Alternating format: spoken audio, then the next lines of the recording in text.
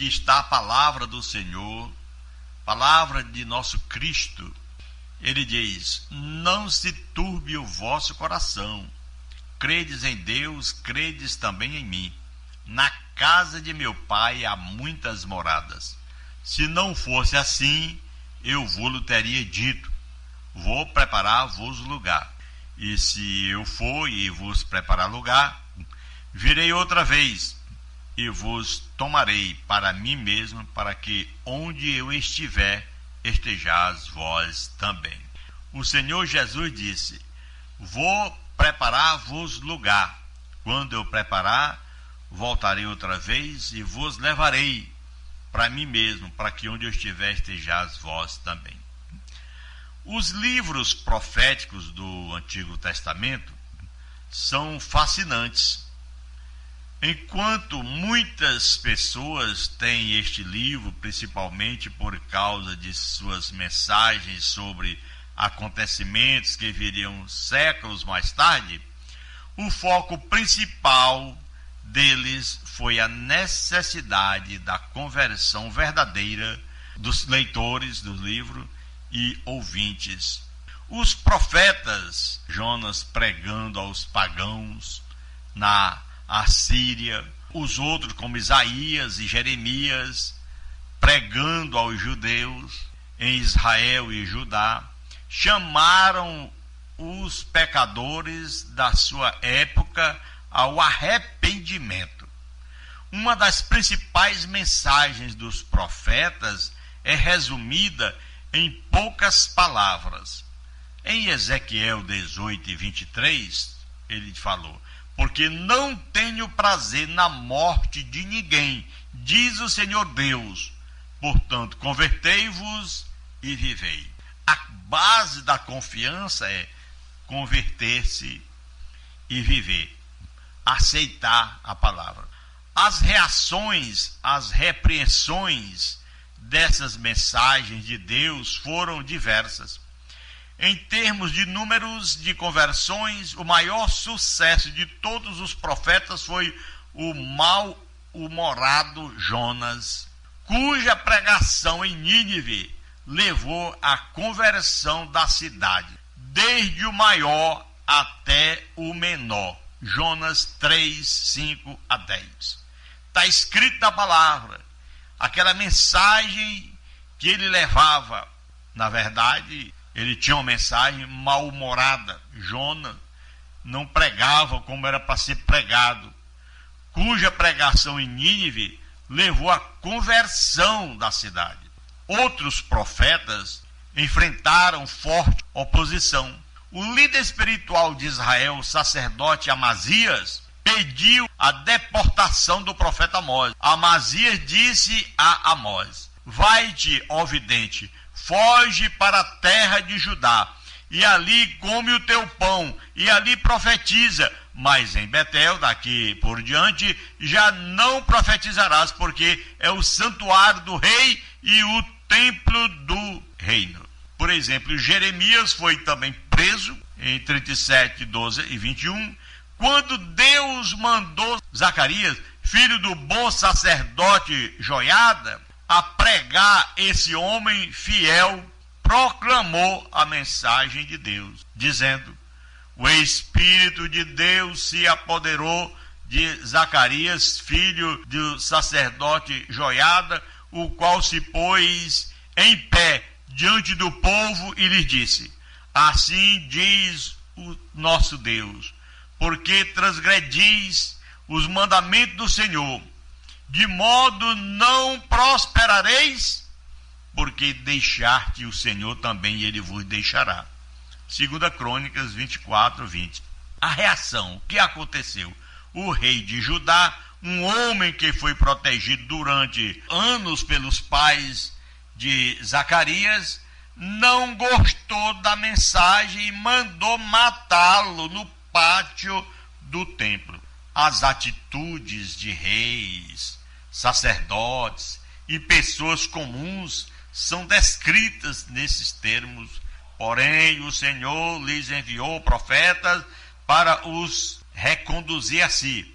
Antes profetas testemunharam contra eles, mas eles não deram ouvido. 2 Crônica 24:19. Por isso que sempre eu digo, irmão, a palavra é de Deus, vamos ouvir e praticá-la, tá bom?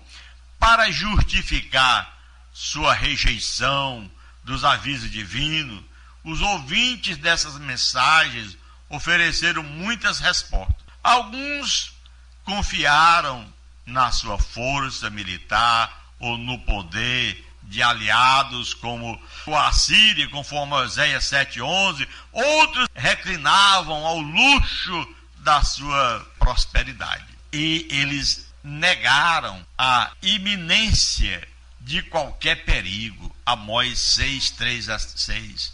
Alguns concluíram que Deus, simplesmente o Senhor, não se importava com o procedimento dos homens, lá no Salmo 73:11. Mas isso é apenas um pensamento. Mas a proposta mais perigosa e enganadora de todos surgiu várias vezes da boca de pessoas que se consideravam seguras por causa de sua relação formal com Deus. Quanto mais você pensa que está seguro, às vezes não está. Não obedeciam ao Senhor e não honravam a Deus pelas suas vidas, mas ainda se viam como filhos de Deus, dignos de proteção especial. É assim que tem pessoas que acham que é melhor do que alguém, é digno, e não é assim. Ninguém é digno de nada, somos dignos de morte, mas o Senhor nos amou e se entregou por cada um de nós. Depois de quase 200 anos de idolatria e corrupção, a nação de Israel ainda se considerava especialmente protegida e isenta de castigo divino. Quando Deus enviou o castigo, falaram: nosso Deus, nós, Israel, te conhecemos. Oséias 8:2. Ah, mas o que aconteceu comigo? Eu conheço a Deus, eu sou filho de Deus. E não é assim, meu irmão. 150 anos depois, a nação de Judá usou o mesmo argumento. Apesar de se mergulharem na rebeldia contra o Senhor, confiavam na presença do templo construído apenas. Meu Deus do céu, 350 anos para honrar o Deus de Israel. Deus os chamou ao arrependimento e disse: não confieis em palavras falsas, dizendo: templo do Senhor, templo do Senhor, templo do Senhor é este. Jeremias 7:4. Já lá mais ou menos por 2.600 anos depois de Jeremias, muitas pessoas continuam se enganando com os mesmos argumentos. Para muitas, a confiança é institucional. Apesar de viver na prática do pecado, estão na igreja, entre aspas, e por isso confiam na proteção divina. Para outras, a confiança vem de doutrinas de segurança eterna que afirmam que uma vez salvo, salvo para sempre. Tem muitos que estão pregando isso, e não é assim. Jesus diz: aquele que permanecer até o fim será salvo. Com esta confiança, mesmo quando se afastam da vontade de Deus, acreditam manter a comunhão com o Senhor, porque tem esse pensamento, essa confiança. A nossa mensagem aqui é, glória a Deus, conforme nós falamos, a base da confiança. Temos que confiar no que é correto. Se você aceitou a Cristo, tem o seu nome escrito no livro da vida, não tenha dúvida, confie no que Jesus disse. Não duvide no coração. Crê em mim e crê em Deus. Na casa de meu Pai há muitas moradas. Vou vos preparar lugar. Quando eu preparar, voltarei outra vez e vos levarei para mim mesmo, para que onde eu estiver estejais vós também. Essa é a base que nós temos que ter, a confiança.